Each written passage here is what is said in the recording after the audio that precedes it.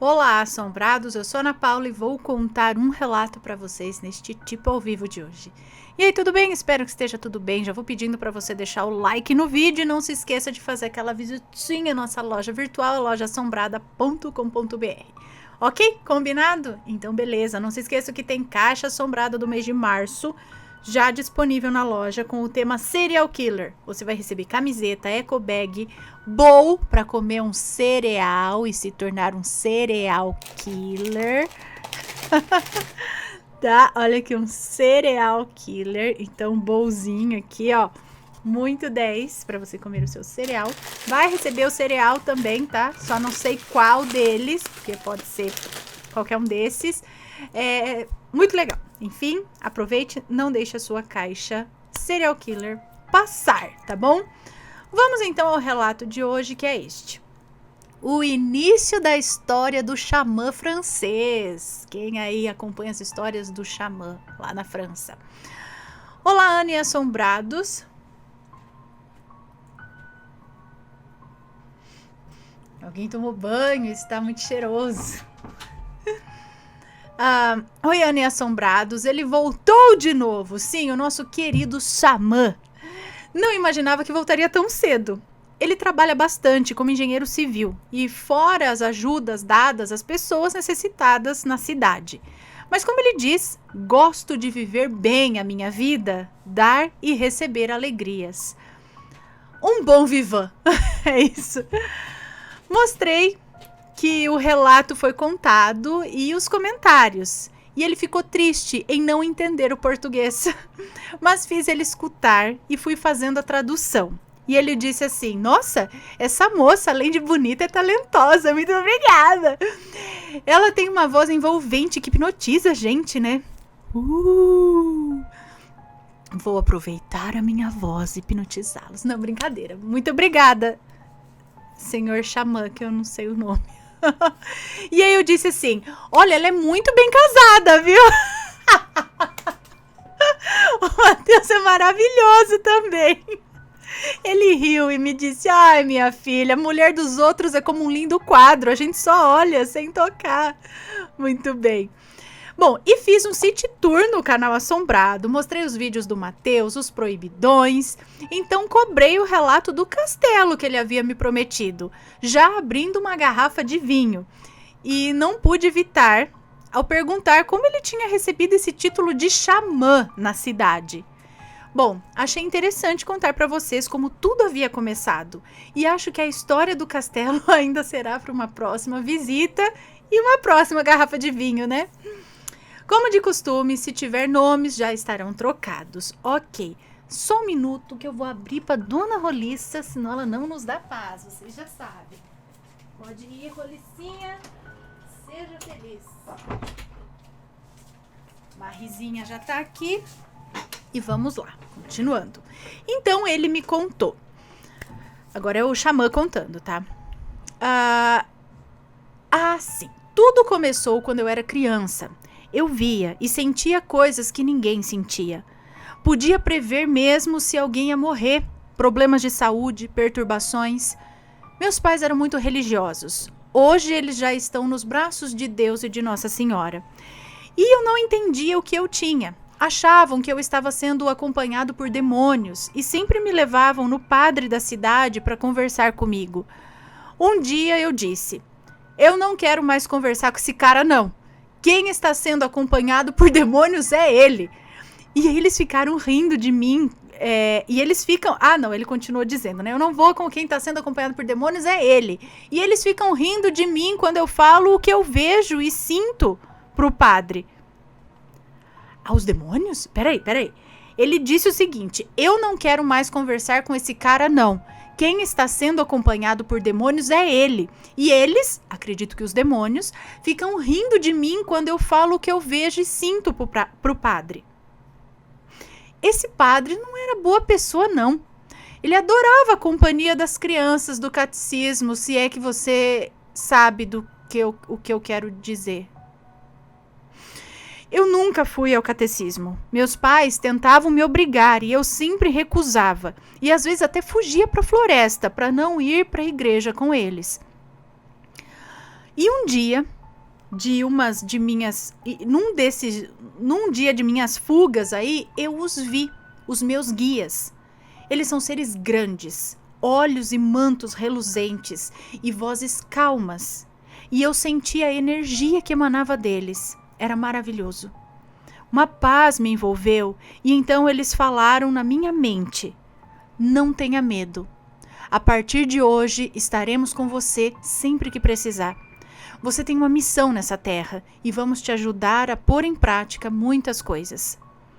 E aí eles me deram como uma palavra mágica ou oração, eu não sei explicar, para invocá-los quando o negócio ficasse fora do controle. Na época eu era muito bobo, não tinha noção da responsabilidade que tinha em mãos. Contei para todo mundo e, é claro, me chamavam de louco. Minha mãe me colocou num internato católico numa outra cidade e eu só voltava para casa nos finais de semana e nas férias. Isso até minha mãe ficar doente. Ela estava com câncer e eu já sabia que ela não ia durar muito tempo. A última vez que a vi com vida, eu havia dito... a última vez que eu a vi com vida, eu havia dito: mamãe, essas tonturas e náuseas que a senhora anda sentindo não é por conta do calor ou do frio. A senhora está com uma doença grave que está crescendo dentro de você como um invasor. A senhora tem que buscar ajuda médica. Ela me deu um tapa na cara e me disse que eu era realmente louco, que quem deveria buscar ajuda médica era eu, e que o único médico que a curaria era Jesus Cristo. Eu conversei com meu pai, que era menos alienado com a igreja, e graças a Deus ele me ouviu e a convenceu a ir ao médico.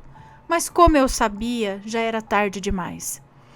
Eu, no quarto do meu internato, a vi morrendo na cama do hospital e aos prantos me pedia perdão. Enviei os meus guias para tranquilizá-la e aliviar a sua dor e enviar a mensagem no seu coração que eu a perdoava e que a amava muito. Eu a vi partindo com um semblante tranquilo e com paz. Meus guias me informaram que ela havia sido encaminhada para um bom lugar, que apesar de sua fé pela igreja, ser extrema, ela aceitou bem sua nova realidade. E isso me deixou feliz e tranquilo, e pedi a eles para acalmar o coração do meu pai, que teria que viver agora sozinho, sem o amor de sua vida. E assim foi feito. Depois disso, passei anos no internato sem voltar para casa. Naquela época era normal, tinha muitas crianças órfãs e crianças abandonadas por lá. Fiquei adulto, 18 anos, e saí de lá. Me formei em técnico trabalhador de pedra. Como?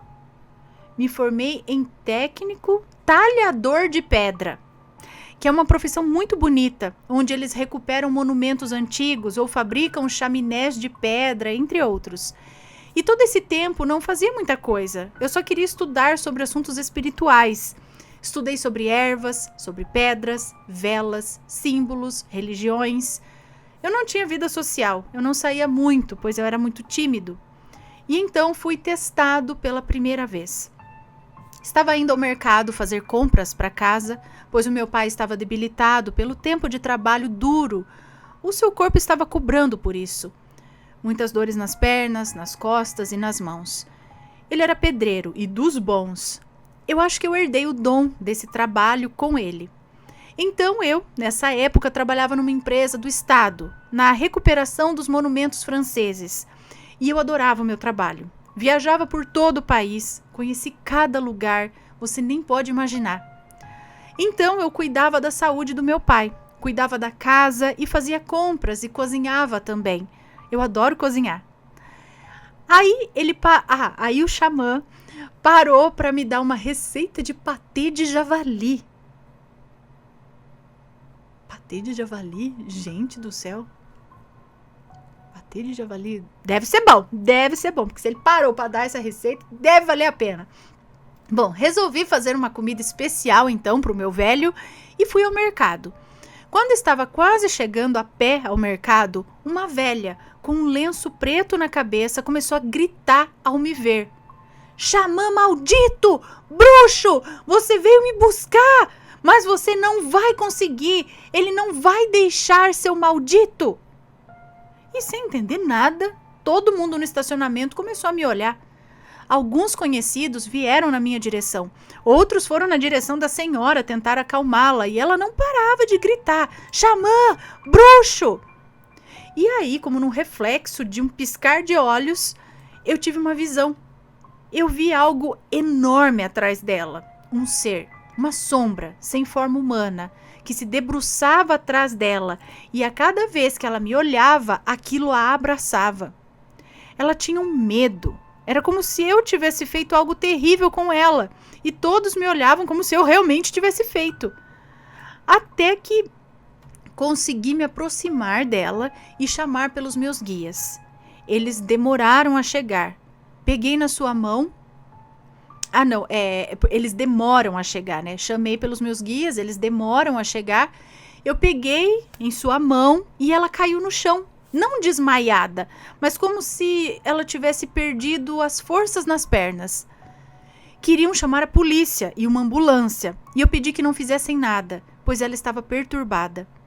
Conseguiram, não sei de onde, uma cadeira e a colocaram sentada, e lá eles chegaram, meus guias, e parece que ela podia vê-los, pois ela começou a gritar: tirem eles daqui, eles me fazem sentir dor, tira, tira. Nisso já tinha uma multidão em cima da gente, né? Não me deixei abalar por isso e comecei os meus trabalhos ali mesmo. Foi uma batalha invisível. Foi uma batalha invisível a todos, menos para mim. Meus guias emanavam ainda mais luz, que estavam me cobrindo e cobrindo a todos que estavam presentes. E se podia ver no olhar dessas pessoas que elas sentiam essa energia. Todos se olhavam e me olhavam, e eu concentrado, segurando a mão daquela senhora que estava fria. E ela transpirava, e ela transpirava como eu, e chorava muito, a coitada. Até que a batalha foi ganha. Só havia luz, a escuridão havia desaparecido, sabe-se Deus por onde. A senhorinha desabou nos meus ombros e me abraçava, me pedindo perdão e me agradecendo. Todos me olhavam com respeito e admiração. Depois desse dia, não tive mais sossego. Cidade pequena, né? Você já sabe. Em menos de uma semana, todos na cidade me apelidaram de xamã. Pessoas começaram a me procurar por vários motivos, mas principalmente para cura. Eu não consigo nem posso ajudar a todos, mas eu faço o meu melhor, e isso já dura mais de 40 anos. Muito curioso, fui atrás dessa senhora para saber o porquê dela estar acompanhada com aquela criatura. Foi algo mandado? Ela o invocou? Consegui descobrir onde ela morava e fui até lá. Ainda bem que na época eu já havia comprado a minha primeira moto, pois tem lugares por aqui que é muito difícil o acesso. Ela morava numa casinha de pedra que parecia antiga, no início de uma grande e úmida floresta. Cheguei e ela ficou feliz ao me ver, me convidou para entrar. A casa era muito maior do que poderia imaginar, rústica, mas bem confortável, uma chaminé de pedra bruta, como se faziam antigamente, acoplada ao fogão, a lenha, que também era antigo na arquitetura, mas era tudo muito limpo, sabe? Como se tudo não tivesse sido construído há tanto tempo. Comecei a conversar com ela, perguntando se ela estava bem, e ela me respondeu que sim e que era graças a mim. Eu nunca fui bom em rodeios, sabe? Fui direto ao ponto. O que a senhora aprontou para ter uma companhia dessas? Ela regalou os olhos, abaixou a cabeça e me respondeu: sabe, meu filho, eu venho de uma família de bruxas. Fiz muita coisa durante a minha vida que agora, com a velhice, comecei a me arrepender. Eu nem vou te contar, senão você vai sair daqui correndo, pois eu acho que no início eu tinha um dom parecido com o seu. E ao invés de ajudar, como você fez, eu queria mais. Eu queria o poder. Eu queria que as pessoas, ao pronunciarem o meu nome, tivessem medo e respeito. Sei lá, eu queria ser alguém famosa. Até que um dia fui fazer um ritual de sabá, sozinha, na floresta. Vi essa criatura que me disse que eu poderia ter tudo o que eu queria, pois ela buscava alguém como eu há tempos, e que só bastava eu dizer sim, eu aceito. Muito boba e cega pela ambição, o fiz. Eu tinha, na época, 26 anos. Hoje tenho 82. Você nunca ouviu falar de mim, mas os seus pais ou os seus avós, sim. Eu tive muitos clientes, ganhei muito dinheiro, favores. Muitas pessoas morriam de medo só de me olhar e eu adorava isso. E há uns 15 anos me arrependi pela primeira vez e minha vida virou do avesso. Eu não tinha paz. Os espíritos que eu invocava para fazer o mal me perturbavam dia e noite. Parei de sair de casa, pois na rua eu parecia uma lunática que falava e gritava sozinha. Bom, até eu ver você no mercado. Me apavorei quando eu vi aquela luz que vinha de você. Eu achei que você era um anjo que vinha para me fazer pagar por tudo de ruim que eu fiz. Me perdoa, por favor. E depois desse dia eu estou em paz. Ainda triste e arrependida, mas sem as perturbações que eu tinha. E aí eu terminei o meu chá, a abracei, dei meu endereço caso ela precisasse de ajuda ou apenas para conversar mesmo, e fui para casa. Ela foi algumas vezes lá em casa, tinha um conhecimento impressionante em ervas, árvores, o poder da lua e do sol para rituais de cura natural. Aprendi muita coisa com ela. E ela faleceu com 102 anos. Simplesmente dormiu e não acordou mais. Sempre pergunto aos meus guias por ela, e eles me respondem a mesma coisa. Ela está no caminho dela e precisa evoluir. Eu não entendo, mas tenho fé que ela está bem. E voilá, um pedacinho da minha história, e nem acredito que será eternizado nessa tal de internet. Meus amigos sempre me disseram para eu escrever um livro, mas eu não tenho paciência. Eu prefiro contar mesmo. E você é uma boa ouvinte. Meu filho, que tem a sua idade, não tem. Hã? E você é uma boa ouvinte. Meu filho, que tem sua idade, não tem essa paciência, talvez seria isso? Eu fico triste com isso, mas, bom, é a vida, né? Bom, agora é a moça de novo que nos conta essa história, né? Que pegou a história dele. Agora sou eu, Ana. Dessa vez ele não bebeu toda a garrafa. Diz que vai terminá-la da próxima vez. Eu vi que ele é um espírito livre. Nunca ouvi julgar as pessoas ou se engrandecer com tudo que ele faz. Ele tem mãos de trabalhador, um rosto marcado pela vida e uma energia contagiante. Sempre com piadas e receitas maravilhosas da região. Eu sou muito grata por tê-lo conhecido e espero vê-lo sempre. Como eu o disse, minhas portas estão sempre abertas a ele. Obrigada mais uma vez, Ana e Matheus, por nos permitir eternizar essas histórias e essas pessoas. Obrigada, assombrados, pela atenção dada a cada história aqui contada. Que Deus os abençoe sempre. Muito obrigada, um beijo para você, um beijo para o Xamã e pelas histórias, né? Muito obrigada por compartilhar com a gente todas essas histórias aí. Acredito que tem muito mais, né? Esse pessoal tem histórias muito interessantes aí que lidam com o lado de lá, com o sobrenatural. Coisas boas também, né? Que o sobrenatural proporciona, se é que eu posso dizer assim. E que interessante. Então, na verdade, ele não é um xamã índio, né? Dessas coisas que a gente vê, ou que tenha sido feito algum ritual para que ele... Na verdade, é como começaram a chamar ele por ele ter esse dom, por ele ter esses... conseguir ajudar espiritualmente as pessoas. Ele pode ser um benzedeiro, né? Ele pode ser um médium, ter vários nomes. Mas aí, então, começaram a chamar ele de xamã. É isso? Muito legal, muito bom, parabéns pelo dom e por usar isso de uma forma boa, ajudando as pessoas. Bom, pessoal, esse foi o relato de hoje. Espero que tenham gostado. Um grande beijo para vocês e a gente se vê no próximo relato. Fui!